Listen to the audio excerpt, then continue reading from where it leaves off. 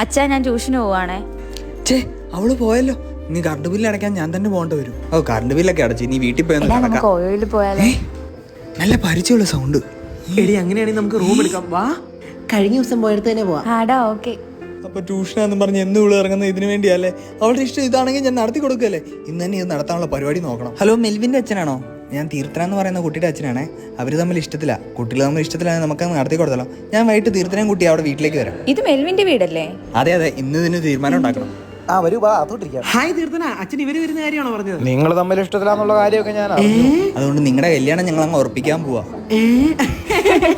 കല്യാണം അത് നമ്മുടെ. ഞങ്ങൾ തമ്മിൽ അതിന് ഇഷ്ടത്തിലൊന്നും അല്ലച്ചാ. ഇനി ഞങ്ങളെ പറ്റിക്കാൻ വേണ്ടിയാണോ? ഒരച്ഛനെ നിലയിൽ പറയാൻ ബുദ്ധിമുട്ടുണ്ട്. നിങ്ങൾ റൂമിൽ പോകുന്നവരെ ഞങ്ങൾ അറിഞ്ഞു. അയ്യോ അച്ഛാ, അതായിരുന്നോ? ഇത് അച്ഛൻ അവിടെ നിന്ന് ചോദിക്കാറുണ്ട്. ഞാൻ അവിടെ നിന്നേ പറഞ്ഞല്ലോ, ഞങ്ങള് ബെസ്റ്റീസാ. ബെസ്റ്റീസോ? അതൊക്കെ എന്നതാ മക്കളെ? അയ്യോ അച്ഛാ, അതറിയത്തില്ലേ? ഫ്രണ്ടിക്ക് മേലെ അല്ലേലും ഇവനെ ആരെങ്കിലും കെട്ടുവച്ചാ വല്ല പുളിമ്പും ബുക്കയിലെ കെട്ടുവാണെങ്കിൽ കെട്ടുള്ളൂ.